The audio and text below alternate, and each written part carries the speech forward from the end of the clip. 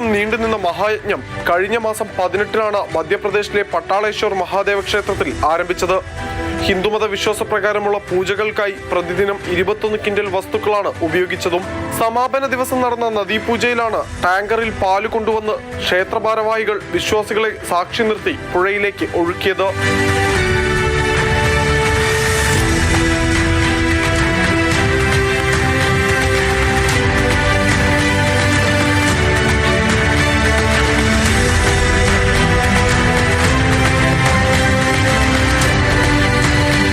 നദിയിലേക്ക് പൂക്കൾ അർപ്പിച്ചും മന്ത്രങ്ങൾ ഉരുവിട്ടും നദീതീരത്ത് നിരവധി ഭക്തരും ചടങ്ങിന് സാക്ഷ്യം വഹിക്കുന്നുണ്ട്.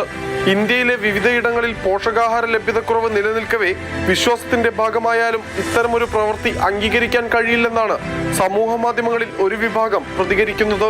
ഉത്തർപ്രദേശിലെ മഹോബ ജില്ലയിൽ സ്കൂൾ വിദ്യാർത്ഥികൾക്ക് പാലും വെള്ളവും തമ്മിൽ ചേർക്കുന്ന ഒരു വീഡിയോ ഫെബ്രുവരി 13-ാം തീയതി പുറത്തു വന്നിരുന്നു. ഒരു ബക്കറ്റ് വെള്ളത്തിലേക്ക് 2 കവറുകളിലായുള്ള 1 ലിറ്റർ പാൽ ചേർത്ത് നൽകുന്ന ദൃശ്യങ്ങൾ അന്ന് വലിയ ചർച്ചാ വിഷയമായിരുന്നു. മധ്യപ്രദേശിലെ നർമ്മദ പൂജയുടെ ദൃശ്യങ്ങൾ പുറത്തു വന്നതോടെ സ്കൂളിലെ പാൽ വിതരണ ദൃശ്യങ്ങൾ വീണ്ടും ചർച്ചയായിട്ടുണ്ട്. മാതൃഭൂമി ന്യൂസ്, ഡൽഹി. വിഷ്ണു പ്രസാദാണ് നമ്മുടെ കൂടെയുള്ളത്. വിഷ്ണു, ഈ വിശ്വാസത്തിനൊന്നും എതിരായിക്കൊണ്ടല്ല ഇതിനെ സംബന്ധിച്ച് ഓരോ മനുഷ്യരും ചർച്ച ചെയ്തു പോകുന്നത്. പ്രത്യേകിച്ച് സോഷ്യൽ മീഡിയയിൽ ഓരോ മനുഷ്യനായാലും അല്ലെങ്കിൽ ഓരോ നാടിനായാലും അവരുടേതായിട്ടുള്ള വിശ്വാസങ്ങൾ സംസ്കാരത്തിന്റെ ഭാഗമായിട്ടൊക്കെ ഉണ്ടാകും. പക്ഷെ അവയിൽ പലതും അതിര് കടന്നു പോയതാണ് എന്ന് നമ്മൾക്ക് തോന്നുകയാണെങ്കിൽ സ്വാഭാവികമായിട്ടും അത് ചർച്ച ചെയ്യും, വിമർശിക്കപ്പെടും. അതിന് പിന്നിൽ ചില കാരണങ്ങളും ഉണ്ടാകും. ഉദാഹരണ സഹിതമാണ് വിഷ്ണു ഇപ്പോൾ ആ റിപ്പോർട്ട് പങ്കുവച്ചിരിക്കുന്നത്.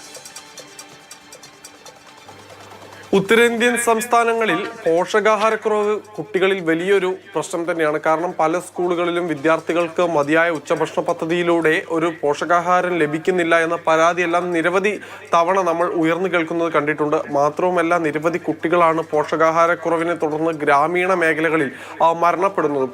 അപ്പോൾ ഇത്തരം ഒരു സാഹചര്യത്തിലാണ് നർമ്മദ പൂജയുടെ പേരിൽ പ്രത്യേകിച്ച് മധ്യപ്രദേശിലും ഈ പോഷകാഹാരക്കുറവ് വലിയ പ്രശ്നമായി നിൽക്കുമ്പോൾ ഈ നർമ്മദ പൂജയുടെ പേരിൽ ഒഴുക്കിക്കളഞ്ഞതിന് ഒരു വിഭാഗം വിമർശിക്കുന്നത്.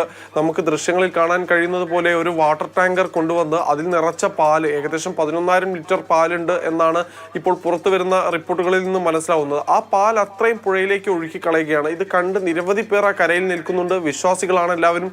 പക്ഷേ ഈ പാല് ഇങ്ങനെ പുഴയിൽ പരന്നൊഴുകുമ്പോഴും അത് ആവശ്യക്കാരായിട്ടുള്ള ആളുകൾ നമ്മുടെ രാജ്യത്തുണ്ട്, നമ്മുടെ സംസ്ഥാനത്തുണ്ട് എന്ന് ആർക്കും ചിന്ത പോയില്ല എന്നാണ് മറ്റൊരു വിമർശനം ഉയരുന്നത്.